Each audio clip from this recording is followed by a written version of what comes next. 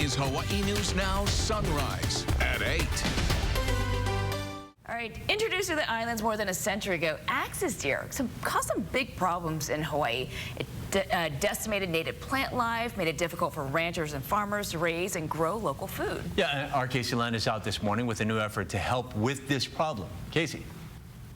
Aloha from ChefZone. We've been out here. They are a great resource for folks in the restaurant and food service industry. You may remember we were talking about how they help some of those local businesses with the transition of Bill 40 into those biodegradable to-go products. This, although, is not just for people in the restaurant business and in the food service industry. It's a great place for people that just want to step up their game in the kitchen. But we're also featuring an event coming up on Tuesday. Now, this is sold out, but we're hoping to inspire folks. Chef Alan Wong is going to be doing a demonstration cooking venison.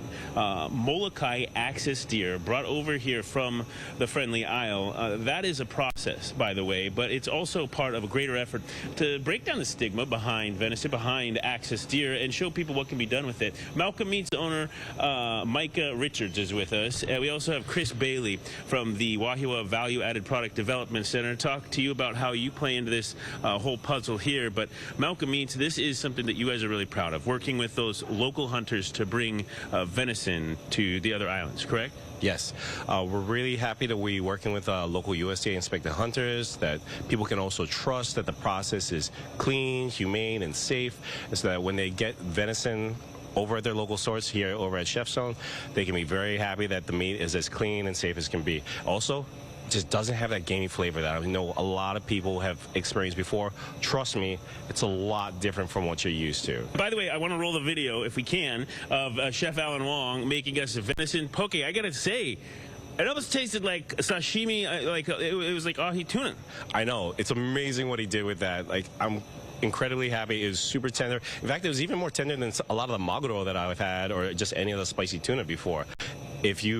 I know a lot of people want to have, enjoy and eat raw products, especially, if you're afraid of mercury, switch over to venison and try venison poke. I gotta say, that was my first time trying any kind of poke that was not fish, and it was amazing. So I want to thank you for what you're doing, though, because also this is taking some of those animals out of the herd. And we've kind of talked about how much of a process that is and how it could maybe be better. But again, this is a great way to share how that meat can be used here in Hawaii.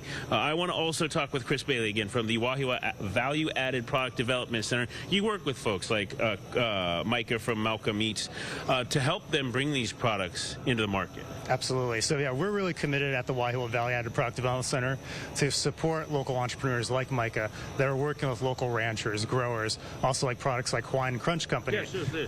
They're doing amazing granola out of Maui, so they're sourcing local canoe crops. Over 80% of their ingredients are sourced locally. We want to continue to turbocharge the effort, get these products launched in the market into places like ChefZone, who have been amazing partners to these local makers. Why is this important in Hawaii?